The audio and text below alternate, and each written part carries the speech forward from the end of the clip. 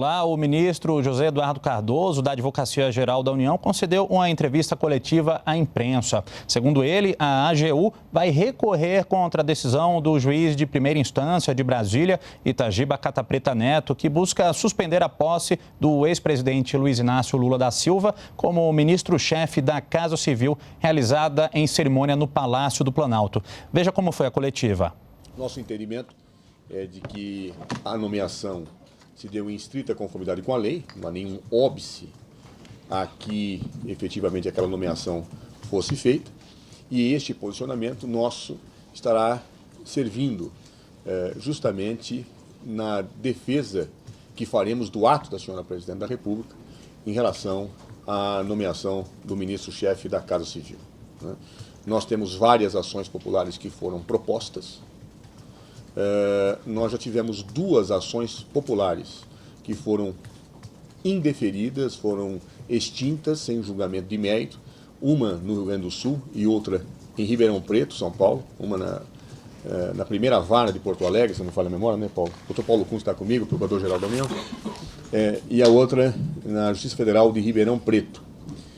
Temos, todavia, uma liminar que foi concedida aqui na 4ª Vara da Justiça Federal em Brasília, e em relação a esta liminar que foi concedida, nós estamos indo ao TRF justamente para pleitearmos à presidência desse tribunal a suspensão desta liminar. Os argumentos que estamos utilizando são, em primeiro lugar, de que não existe nesta ação popular a demonstração de uma lesividade. Nós sabemos que a ação popular é uma ação que pode ser proposta por qualquer cidadão em relação a atos lesivos. Nós estamos sustentando que não há lesividade e não existe, em hipótese nenhuma, o chamado desvio de poder. Desvio de poder ou desvio de finalidade, são expressões sinônimas. O desvio de poder ou desvio de finalidade é justamente um vício que atinge atos administrativos sempre que a finalidade do ato, legalmente estabelecida, não foi cumprida pelo sujeito que pratica o ato, pela autoridade que pratica o ato. Ou seja, é quando se dá uma finalidade diversa daquela para a qual a lei prevê para a prática de um ato administrativo. Nesse caso, nós entendemos que não há nenhum desvio de finalidade. O alegado é que a razão da prática deste ato teria sido a possibilidade do presidente Luiz Inácio Lula da Silva evitar um julgamento na situação em que ele seria investigado na Operação Lava Jato. Em primeiro lugar, é importante deixar claro que essa situação em nenhum momento ocorreu. Não é a razão da nomeação do presidente Luiz Inácio Lula da Silva uma tentativa de que ele se furtasse a uma investigação. Ou que fosse retirado de uma investigação. A finalidade é indiscutível e até colocada de público pela Presidente da República desde o momento em que há muitos dias, já há muito tempo, ela propunha que o presidente Luiz Inácio Lula da Silva integrasse seu governo. É a compreensão da Presidente de que o presidente Lula, com sua experiência administrativa, com a sua capacidade de liderança, pudesse integrar o governo federal. Dentro desse contexto, é muito importante ter claro, portanto, que não há nenhum desvio nesse aspecto. Um governante nomeia para um cargo de confiança a pessoa que acha que pode contribuir com o seu governo, tendo em vista sua experiência, sua qualificação. E assim foi feito pela presidente Dilma Rousseff. Há muito tempo ela já insistia desde o primeiro mandato, já havia convites para que o presidente Lula pudesse vir integrar a sua equipe. E desta feita ele aceitou, a razão pela qual essa nomeação foi feita. Também é importante frisar que o fato de alguém vir a ter um foro privilegiado, como se costuma denominar, em nenhum momento o retira de uma possibilidade de investigação.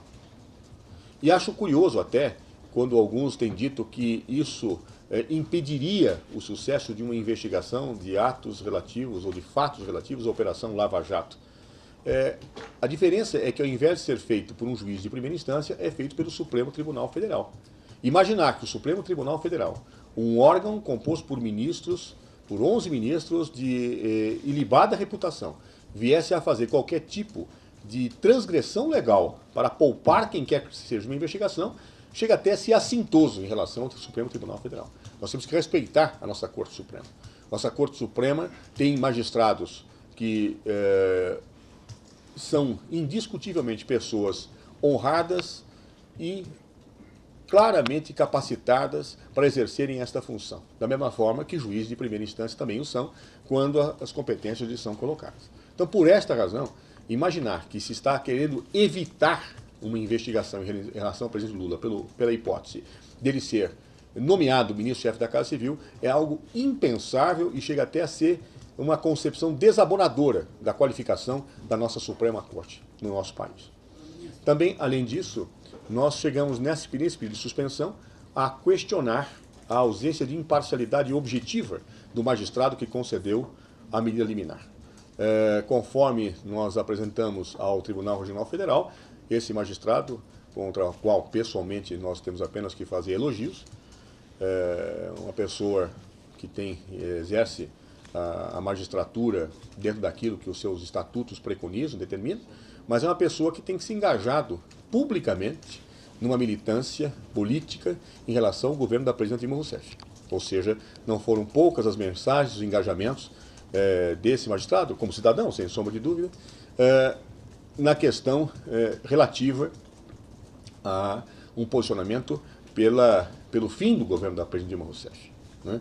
Diante disso, como nem sempre é possível que uma pessoa física se dissocie nos seus papéis e um magistrado também valora no momento em que decide, nós julgamos que neste caso não existe a imparcialidade necessária, objetiva, para que o magistrado pudesse praticar esses atos. E isso são razões de direito, não há aqui nenhuma crítica aos posicionamentos do magistrado, é uma pessoa que nos merece a total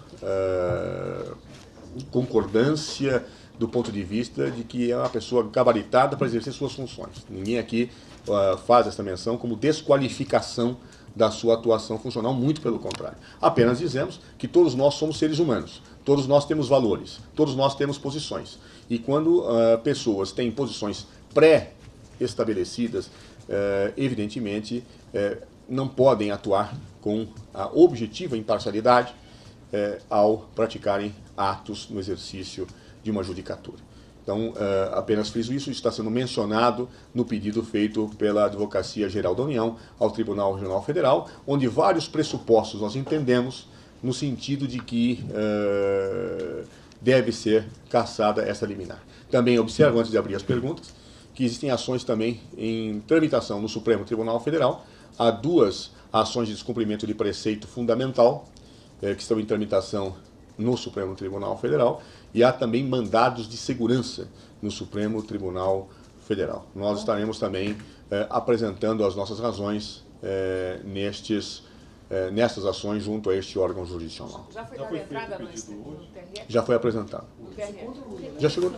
Como? Essas ações são contra a posse do mando? Não, são contra o ato da Presidente da República, que nomeou o Presidente da República e a partir do qual ele foi empossado.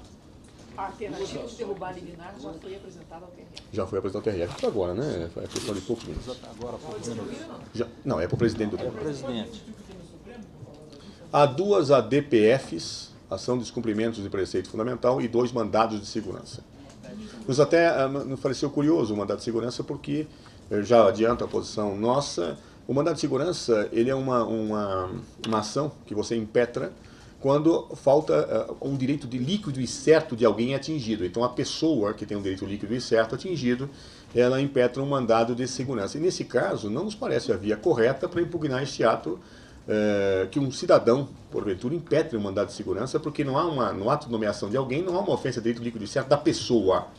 Então, não nos pareceu a via correta, mas, evidentemente, a Suprema Corte saberá bem decidir. Ministro, o juiz deu uma entrevista há pouco dizendo que os oficiais de justiça foram até o Palácio do Planalto para intimar a presidente Dilma e o agora ministro Lula, não os encontraram, foram até o Palácio da Alvorada, não os encontraram, não conseguiram entregar a intimação para ninguém, e por isso eles dizem que não foram Intimados pelo advogado da União aqui na PR. porque não tiveram autorização para entrar. A AGU já foi intimada. Já foi intimada. Só para esclarecer, como o ex-presidente Lula é ministro até... Veja, o que houve é uma decisão de sustação dos efeitos da posse. Ele está ocupando o cargo de ministro está provido, apenas nós estamos diante de uma situação dos efeitos da posse, uma situação semelhante àquela que aconteceu com o ministro Wellington, também numa ação popular, em que houve também aqui em Brasília uma liminar que a posterior teve sustado seus efeitos pelo presidente do tribunal. Mas então, enquanto a liminar não for derrubada, qualquer ato do ministro Lula está inválido. Veja, não houve nem a transmissão de cargo ainda, houve a posse, tá certo? Mas não houve nem a transmissão de cargo ainda. Então, portanto, veja, efetivamente ele já está empossado, ele é titular do cargo, já houve a investidura no cargo, há uma liminar que obsta a prática de atos. Agora, apenas quero dizer do ponto de vista prático, esta situação ela terá sequência a partir da transmissão do cargo na terça-feira. Se aquela não tivesse derrubado. Mas nós confiamos que será derrubado. Sobre a divulgação ontem dos áudios em que o presidente conversa com o ministro Lula, como a AGU vai atuar e realmente foi uma Veja, ação além da poderia ter feito? nós temos uma avaliação feita em conjunto com o ministro da Justiça, Eugênio Aragão, sobre este episódio, né? Teremos ainda uma reunião, ainda hoje, para avaliarmos as situações que a cada ministro competirão. Há questões que competem ao ministro da Justiça, há questões que competem à AGU, cada um atuará no campo da sua estrita competência legal, no campo da sua estrita legalidade. O que nos pareceu de comum acordo, e é uma questão que nós estamos analisando, é que o ministro Sérgio Moro, o juiz Sérgio Moro, teria, a nosso juízo, decidido uma divulgação de sigilo que efetivamente não está amparada pela lei. Por que digo isso? Sem sombra de dúvida, eu vi até as notas do magistrado, não era a presidente Dilma que estava submetida a uma interceptação telefônica, era o ex-presidente Lula, é fato. É fato que a presidente Dilma, ao ligar para o presidente Lula, caiu numa situação de intercorrência, como se costuma chamar, de uma interceptação telefônica. Não há dúvida nenhuma em relação a isso. Porém, quando a presidenta da República fala nessa ligação telefônica, nos parece absolutamente claro que isso deveria estar submetido a sigilo, podendo apenas ser quebrado por decisão do Supremo Tribunal Federal. Por duas razões objetivas. A presidente da República, ela tem foro privilegiado. E, além disso, pela nossa legislação, a questão do sigilo telefônico de um chefe de Estado e chefe de governo é questão de segurança nacional pela nossa legislação. Então, quando o juiz Moro diz que nenhuma autoridade está ou pode não ter o seu sigilo telefônico de público revelado, ele não erra, é fato. Só que a questão é quem pode decidir sobre isso. Quem pode decidir, a nosso ver, é o Supremo Tribunal Federal. Então, portanto, nós achamos que aí houve uma certa situação de precipitação e, obviamente, de descumprimento legal, a nosso ver, por devida vênia de quem pensa em contrário, no sentido de que se fosse quebrar, divulgar de público um telefonema dessa natureza, teria que haver uma decisão do Supremo Tribunal Federal, como acontece em todos os casos em que há foro privilegiado. Também nós temos a lamentar, porque o fato de ter havido esta precipitação, e lembro que o próprio juiz reconhece, ele tinha encerrado por decisão a interceptação, depois ele é informado, enquanto se desligavam as máquinas que faziam a captação, né, com as telefônicas que faziam a captação, depois isso é encaminhado a ele. E ele resolveu juntar ao inquérito uma fala em que ele próprio sugere que poderia haver alguma ilicitude de obstrução à justiça. Ora, quem pode avaliar isso é o Supremo Tribunal Federal. Somente o Supremo Tribunal Federal pode, em relação à presidente da República e outras pessoas com autoridade com foro privilegiado, pode considerar se há suspeita, não há suspeita, né? E se o Supremo entender que tem que quebrar o sigilo, ele quebra. O que nós questionamos não é o fato de que a presidente da República não poderia ter uma ligação interceptada. Isto pode acontecer. O que nós estamos questionando é a ilicitude de divulgação de algo que trouxe uma certa comoção, que se tivesse tido a cautela de pelo menos você ter a explicação prévia, eu acho que não teria gerado essa comoção. É uma explicação relativamente simples que foi dada e que eu reproduzo aqui. Até porque a tese que surgiu de que seria uma forma de se dar um alvará, como quase que de soltura, o presidente Lula, um salvo-conduto, é absolutamente descabida. Absolutamente descabida, fática e juridicamente. Por que digo isso? Quando a presidenta Dilma Rousseff entendeu por nomear o presidente Lula, já estava marcada a posse do ministro Eugênio Aragão para hoje. E também se decidiu ontem nomear-se o ministro Mauro Lopes para a Secretaria de Aviação Civil. Foi então neste momento que se decidiu fazer uma posse conjunta. Como vocês viram, as posses conjuntas só fala o presidente da República que se manifesta.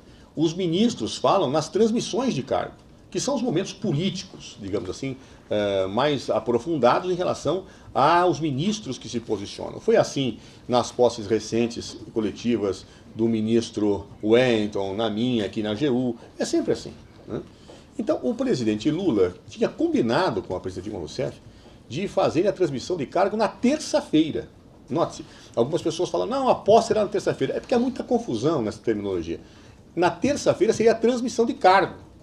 E o presidente estava retornando ontem mesmo para São Paulo por força de doença, de uma situação de saúde da sua esposa, dona Marisa Letícia. Ora, combinaram então que haveria a posse, que seria hoje, mas a transmissão de cargo, que seria onde o presidente falaria, onde haveria uma situação mais localizada do ponto de vista da sua fala, da fala do ministro Jacques Wagner, que estaria deixando a Casa Civil, seria para a terça-feira. Ora, se a posse se daria hoje, seria necessário que o termo de posse estivesse assinado. E o presidente Lula não deu certeza de que estaria aqui no momento da posse, porque ele estava indo para São Paulo ontem ainda e havia essa questão da dona Marisa Letícia. Quando a Casa Civil cientificou a presidenta disso, olha, vai precisar verificar, se ele não vier, como é que faz a posse, a senhora presidente então ligou para o ex-presidente dizendo, olha, estou mandando aí o subchefe de assuntos jurídicos da Casa Civil, o doutor Messias, tá certo? Para que ele colete a assinatura no termo de posse. Claro que na maneira que ela disse, ela vem e diz, olha, estou mandando aí pegar o termo de posse para a gente utilizar, se necessário. A gente, o que é a gente utilizar na expressão? Nós utilizarmos. Não utilizarmos quando? Não, na posse. Era isso, é uma explicação até que relativamente simples. Tanto que o Messias comparece, pega a assinatura do presidente, ele não fica com nenhum documento e se retorna. E esse documento estava na Casa Civil, né? Traz de volta. Traz de volta. No presidente da República não ficou com nenhum papel. Ficou com a Casa Civil. Aliás, o papel em si não tinha assinatura da presidente, ele não estava empossado. A posse. Como é que funciona? Você tem a nomeação, que é o ato que designa alguém para um cargo. A investidura só se aperfeiçoa com a posse. E a posse é um ato formal em que assina quem dá a posse e quem é empossado. E ela pediu apenas a coleta da assinatura dele para assinar simbolicamente no dia de hoje, caso ele não estivesse. Foi só isso, mais nada. E por que ela diz só assina se for preciso? Não, se for necessário, não é só assina se for preciso. Se for necessário, se ele não vier. Só usa se for necessário. Se ele não vier. Não, ministro, por que publicou a edição extra do DO? Veja, para que eu possa tomar posse, é necessário que exista a nomeação. E a nomeação de todos os ministros estava feita. Agora, a investidura só se aperfeiçoa com a posse. Então foi mandado para a Casa Civil, vamos já dar publicidade a que o presidente Lula será o Ministério da Casa Civil, vamos assinar os decretos, e nesse momento, inclusive, ela dá uma coletiva. Ela dá uma coletiva informando, olha isso, estão nomeados esses 3 ministros, o ministro Jacques Wagner vai para ser ministro-chefe do Gabinete Civil, etc. e tal. Posteriormente a isso, se fala, bom, mas se o presidente Lula não vier, tem que a posse, como é que fica? Ele tem que assinar a posse, e aí então que ela faz a ligação. É muito importante, desvirtuou muito a fala da presidenta. Ela não fala nada além disso. Ela diz, estou mandando para ir, para a gente usar, se for necessário. Ora, por que eu digo que não tem plausibilidade nenhuma a tese de furtar o presidente Lula de uma prisão, etc.? Por que não tem plausibilidade? Ele já estava nomeado. Em segundo lugar, você acha que alguém andaria com uma carteirinha, ó, eu não posso ser preso, hein? É essa a ideia? Não tem sentido nenhum, é óbvio que não é isso, é evidente que não é isso. Até porque, vamos ser francos, já estava publicizado que o presidente Lula ia ser ministro, já tinha sido nomeado. É óbvio que se houvesse uma ordem de prisão ao presidente, expedida pelo juiz Moro, ele naturalmente informaria a Polícia Federal para cumprimento e a Polícia Federal tenderia a verificar se os pressupostos do ato estavam dados. Não é assim, a Polícia Federal sempre que ela vai fazer o mandado, ela não sai a louca, ela verifica se os pressupostos estão dados. E o só um minutinho só. Ou seja, me parece que a situação chega até a ser absurda. Imaginar que, diante de um policial que vai fazer uma ordem de execução, fala, ó, não posso ser preso, tá? O policial fala, tá bom. Não é assim, isso é encaminhado ao juiz, se for o caso, os advogados encaminham. É completamente fora de propósito. Além disso, vamos ser realistas. Há quanto tempo a imprensa noticia que está se discutindo que o presidente Lula vai ser ministro ou não? Ele não poderia ter sido preso outros dias anteriores? Poderia. E por que não sai? Foi naquele momento que se sai correndo para pegar um mandato. Ah, porque ele ia ser preso ali? Não podia ter sido preso antes? Não podia ter sido preso outros dias? Ah, é que vocês sabiam que ele ia ser preso. Como sabiam? Não teve prisão nenhuma decretada. A situação é idêntica dos dias anteriores, em que a própria imprensa noticiava, se discutia se o presidente Lula seria ou não ministro. E de repente, então, ele termina com a presidenta, ela fala, olha, estou te mandando... Já teria feito antes. Se fosse um salvo-conduto para não ser preso, já teria feito antes. Há quanto tempo isso é discutido? Então percebam, se nós olharmos sem paixão os fatos, a verdade fica fácil de ser confrontada quando eu vejo o que a presidenta falou, as circunstâncias que cercam. Tivesse havido algum boato que ele seria preso. Não houve. Isso se arrasta há dias. Então não tem o menor sentido uma situação dessa natureza, eu quero te falar francamente.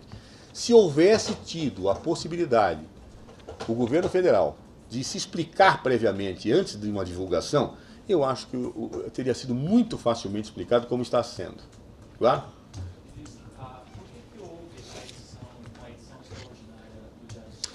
Foi uma decisão, veja, é comum sim. Opa, edição. Eu peço que vocês perguntem isso à Casa Civil. Eu não... O que eu posso dizer é o seguinte, possivelmente, eu não sei, queria se dar publicização a essas posses pela sua relevância, pela sua importância, e apresentar uma coletiva dizendo isso. Qual é... Como? Não falei que vamos arguir a suspeição. Nós estamos dizendo, no pedido de sustação da liminar, que falta imparcialidade objetiva. É uma questão que será examinada, é um dos aspectos que será examinado. Nesse momento, nós estamos apresentando um pedido de suspeição de liminar. Se vamos fazer arguição de suspeição ou não, isso é outro, de sustação da liminar. O principal argumento é falta de... Não. O principal argumento é que não há desvio de poder, não há lesividade. En passant, estamos citando essa questão de falta de imparcialidade do nobre magistrado. Agora, ministro, o que vai ser feito contra o juiz Sérgio Moro? A nota ontem... Espera um pouquinho, se vocês não falarem os dois juntos... Pois não. Já que o senhor falou de precipitação do Sérgio Moro, se a AGU pretende também levantar essa tese em relação a ele. Nós vamos discutir com o ministro da Justiça, porque aí é uma situação que tem que verificar quem tem competência para o quê. Eu compartilho do ministro, da minha opinião do ministro Eugênio Aragão, relativamente a que o juiz de primeira instância não pode dar publicidade a uma captação telefônica feita de alguém com foro privilegiado, em especial de um presidente da República, onde a situação e os valores envolvidos são até de segurança nacional, por força da legislação em vigor. Claro, não me parece que isso seja correto perante a lei. Claro, o juiz Moro, pessoa que eu respeito, tenho uma profunda admiração, inclusive pelo seu conhecimento jurídico, pela sua dedicação à magistratura. Ele tem feito ações muito importantes e significativas para o país, mas isso não significa que ele, como qualquer ser humano, não possa errar. E nesse caso, me parece que ele não tinha competência e, portanto, não tinha poder para divulgar ou colocar em um inquérito onde não havia sigilo uma comunicação telefônica de autoridade que tem foro privilegiado, numa situação que ele suspeita, pelo menos a nota sugere isso, que haveria alguma tentativa de obstrução à justiça, e sendo o presidente da República ainda, por força da legislação em vigor, ainda marcada por uma situação de guarnecimento por segurança nacional das suas comunicações. Achamos que, de fato, todos são iguais perante a lei, achamos, de fato, que a lei vale para todos, mas a lei faz distinções de situações justamente para proteger o interesse público. A nossa lei prevê que quebra de sigilo em relação a pessoas que têm foro privilegiado devem ser decididas pelas instâncias apropriadas. No caso da Presidência da República, quem poderia decidir pela divulgação é o Supremo Tribunal Federal. Essa é a nossa avaliação. Há pessoas que vão divergir, eu respeito as opiniões divergentes, como gosto até quando respeitam as minhas. Me parece que, efetivamente, isso é claro perante a nossa ordem jurídica. Por isso que acho que este assodamento no divulgar desta informação, quer dizer, uma captação que foi feita às 13 horas, pouco tempo depois, já é colocada a público no inquérito. Tá certo? Uma situação até um pouco atípica, né? Porque normalmente se demora, até você investiga primeiro, etc. Eu não sei por que aconteceu isso, mas este assodamento em fazê-lo qualificou uma situação de desrespeito à nossa ordem constitucional e legal, o que não invalida em nada aquilo de bom que o ministro Sérgio Moro vem fazendo ao longo da sua trajetória judicial. Eu tenho sempre ressaltado esse papel do magistrado.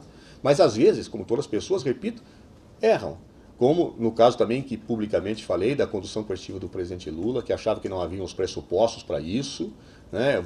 Não fui eu sozinho que falei, vários juízes falaram isso, perdão, vários magistrados falaram isso, inclusive da Suprema Corte, e juristas também falaram isso.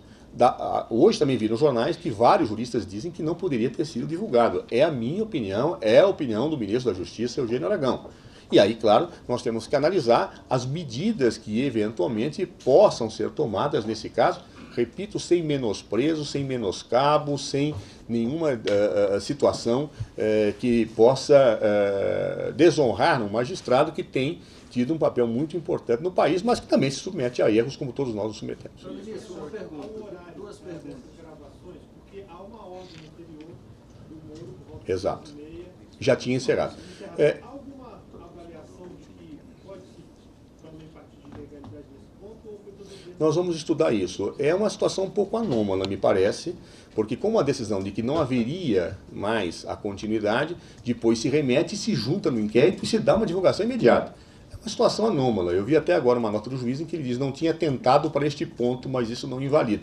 É a opinião dele, vamos respeitá-la. Nós vamos estudar todos os aspectos, porque, evidentemente, neste caso, nos pareceu, houve uma ofensa direta a direitos não de Dilma Rousseff, mas de um chefe de Estado e de um chefe de governo. Essa é uma questão de Estado, literalmente de Estado, ou seja, não é uma questão de direito individual só de alguém, é uma questão de Estado. Um presidente da República não pode ter o seu sigilo devassado sob qualquer argumento, a não ser pelo órgão jurisdicional competente, que é a Suprema Corte, que mesmo a Suprema Corte deveria tomar todas as cautelas para fazê-lo, por força da legislação que transforma as comunicações de um presidente da República em questão de segurança nacional. Agora, ministro, o que vai ser feito contra o juiz Sérgio Moro? Nós Nós vamos discutir, nós vamos discutir, é uma decisão conjunta do ministro do Estado da Justiça e da AGU. Nós vamos discutir, cada um na sua esfera, o que evidentemente pode ser feito em relação a este caso. Vocês consideram que ele investigou a presidente no dia 7 de março, quando houve aquela gravação entre o presidente Lula e a Dilma? Quando Lula foi conduzido coercitivamente, houve um diálogo e se manteve a interceptação. Ele caracteriza uma investigação da presidente nessa fase? A nosso ver, independentemente de qualquer cogitação, em relação a situações de investigação, e nós não podemos opinar sobre isso sem ter conhecimento da totalidade dos atos praticados, o que nos salta aos olhos é o que eu estou dizendo. Há uma interceptação de uma fala da nossa chefe de Estado e chefe de governo que não poderia ser publicizada a não ser por decisão do Supremo Tribunal Federal. Um juiz de primeira instância não poderia colocar esta questão num inquérito onde já havia sido levantado o sigilo, seja para que fim for. Ele deveria ter feito um expediente próprio, remetido o expediente próprio ao Supremo Tribunal Federal, que melhor decidiria sobre o assunto por ser da sua competência. O senhor conversar com o ministro da Justiça, mas o senhor, como jurista experiente, o que o senhor acha que pode ser feito? Aquilo que eu decidi em conjunto com o ministro da Justiça. É caso para corregedoria, ministro? É caso para corregedoria? O que é caso e o que será feito será discutido com o ministro da Justiça. Isso compromete a segurança nacional, garantir o Eu não disse que compromete a segurança nacional. Eu disse que as comunicações da Presidente da República são questão, ou se qualificam como questão de segurança nacional pela legislação em vigor. perdão, que garantiza o senhor tem de que talvez outros campos não tenham sido feitos e que ela tenha se comunicado com outros investigados. Será que o juiz Sérgio Moro detém outros áudios? Eu não quero fazer ilações e não gostaria que isso tivesse acontecido. E se aconteceu, das duas uma, ou isso não vem a público, e se não tiver nenhuma relevância no futuro se incinera, ou se ele tiver alguma suspeita de algum comportamento indevido da senhora presidente, que mande ao Supremo Tribunal Federal. O que não pode acontecer, em momento algum, a nosso ver, é esta divulgação, que aliás criou toda uma celeuma, a meu ver, completamente... Não teria, se perguntasse para alguém, como é que será a posse? Ele diz, olha, o presidente já assinou aqui, não sei se ele vem, está aqui. É o que ela fez hoje, só que ela só pôde fazer isso hoje, né? Estourou ontem à tarde, final da tarde. Estava difícil entender efetivamente o que estava acontecendo. Eu próprio estava no Supremo Tribunal Federal, ouvi a matéria e falei, mas o que é isso? Para que isso? Não tem sentido. Fui até o Palácio da Alvorada e lá então entendemos o que estava acontecendo e obviamente então aí divulgamos para a imprensa. Mas até aí já estava uma celeuma imensa. E ninguém tinha, inclusive, nos ouvido, né? Aliás, ninguém estava entendendo o que estava acontecendo, o que era aquilo, que fala era aquela. A interpretação é dos próprios investigadores. Como? A interpretação de que Sim. não é dos jornalistas. Eu não estou discutindo. Eu não estou recriminando a imprensa, não. Não, eu queria perguntar também, isso pode ser também questionado junto à Polícia Federal, porque o questionamento que há nos autos é da Polícia Federal, que eles é que fazem essa Veja, interpretação. eu fui ministro da Justiça e acho que o corpo de analistas da Polícia Federal é muito competente. O que não quer dizer que sempre acerte nas suas interpretações. Claro, o indivíduo pega, ele está analisando, ele vê um fato e fala, opa, acho que isso pode ser isto. Por isso tem que tomar muito cuidado com a análise de material apreendido, né? Certa feita eu vi lá olha, isso aqui é um código para falar de dinheiro. E não era. Tá? São suposições que vocês fazem. Porque você pega uma escuta dentro de um contexto, tira uma série de conclusões de possibilidades, não de certezas. Né?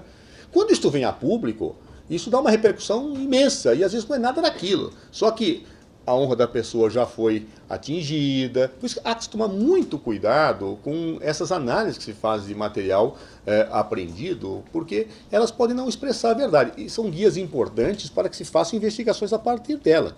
Mas quando você faz uma divulgação precipitada de algum fato, você tira, muitas vezes se atinge pessoas de uma tal forma, né, que nunca mais se recupera. Então eu acho isso, há que se tomar muita cautela com certas análises, que tem que ser feita pelo analista. Quando ele escuta alguma coisa, ele tem que falar, olha, eu acho que isso pode ser isso, eu acho que isso pode ser aquilo, ele pode estar se referindo a isso. Agora pode não ser nada disso, tá certo? E aí, de repente, depois se prova que não é, e a pessoa já teve sua imagem atingida, já se criou uma série de confusões.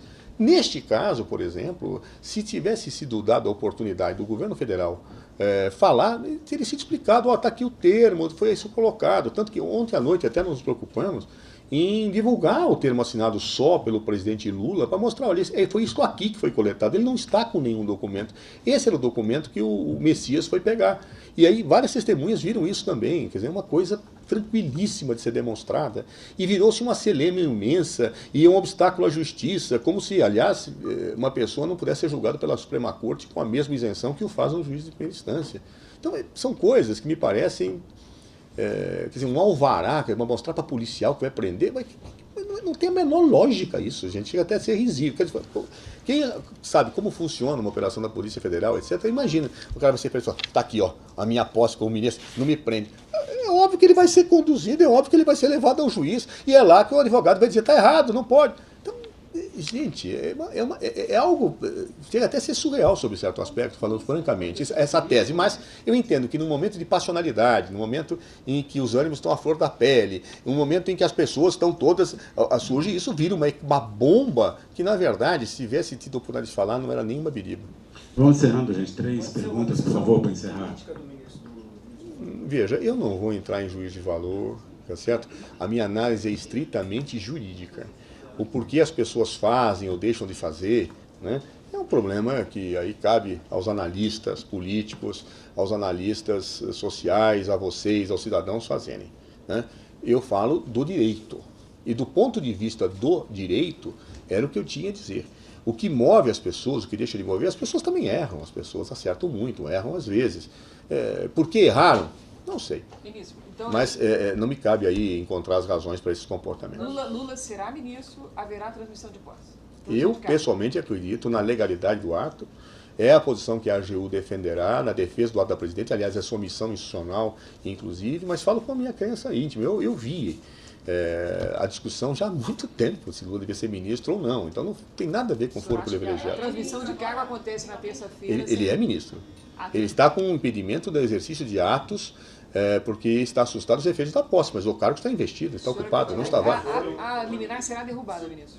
Eu não, veja, a AGU tem a convicção de que suas razões são certas e vamos submeter às instâncias da justiça as nossas razões e acho que serão acolhidas. Agora, ministro, nesse clima de convulsão, de crise, o senhor não acha que há um risco muito grande de qualquer ato do governo agora chover ações lá no Supremo questionando os atos da presidente? Hoje mesmo já foram 5 ações no Supremo contra a nomeação. Podem surgir outros mais, como foi com o ministro da Justiça. Veja, não é de hoje. O próprio ministro Eugênio Aragão falou, nós estamos vendo um processo de judicialização da política que talvez não seja nem só brasileiro, ele é mundial. Mas é uma situação um pouco perversa, né? Porque nós passamos a ter no judiciário o guardião de quaisquer situações que evidentemente não devem ser postas no âmbito da ação governamental direta, né? O judiciário, perdão, as ações judiciais passaram a ser um instrumento de ação política, né? E isso eu acho que tem que ser meditado. Será que o fórum da política não é a política? O fórum do exercício pleno não é o fórum apropriado democrático? Ou será que nós vamos sempre que utilizar instrumentos judiciais para criar fatos políticos, para criar desgastes? De lado a lado, eu não estou me referindo, fazendo uma reflexão geral. Eu acho isso muito ruim. Eu acho que os tribunais devem ser preservados na perspectiva de dizerem o direito e as pessoas do mundo da política devem lutar pelas suas ideias no plano da política. Claro, haverá casos em que a ofensa a direitos ocorrerá, então que se vá ao judiciário, mas há que se ter algum comedimento nesse tipo de coisa. O presidente Lula, ele tem foro privilegiado neste momento, porque ele falou que ele está no cargo de ministro, não pode praticar ato, mas em relação ao foro, qual é a situação? Poderá haver alguma discussão sobre isso, claro. Veja, agora, como a razão que determina o provimento desse cargo não foi o foro, não é essa a nossa preocupação nesse momento. A nossa preocupação nesse momento é garantir a legalidade de um ato para que ele possa exercer normalmente a sua missão de governo. Os atos dele estão suscitados pela liminar. Vocês não falam, olha, esses são os termos da liminar, não a situação dos efeitos da posse. Sim, o cargo está investido. Ele não pode praticar os atos decorrentes da sua posse. Houve uma investidura. Não foi anulada a investidura do cargo. Há uma suspensão dos efeitos da investidura. Há uma suspensão dos efeitos da investidura. Há alguma suspeita de que algum telefone da presidente ou do gabinete dela tenha sido hackeado? Eu vou dialogar sobre isso com o ministro Eugênio Aragão. Eu não quero me pronunciar sobre coisas que nós estamos analisando. Espera uma resposta da subinstância em quanto tempo? No tempo que for necessário, é uma boa decisão. Então, ministro, nesse momento, por exemplo, um pedido de prisão do Lula que vai para a primeira instância, isso não vai para o Supremo. Essa é uma discussão jurídica que pode ser bastante polêmica. Eu não vou adentrar nela porque não é isso que está nos preocupando nesse momento. Ele não foi nomeado por força de um foro privilegiado. O que nos preocupa é ele poder exercer normalmente seu cargo para contribuir com o governo e com o país. Continue na NBR, a TV do Governo Federal.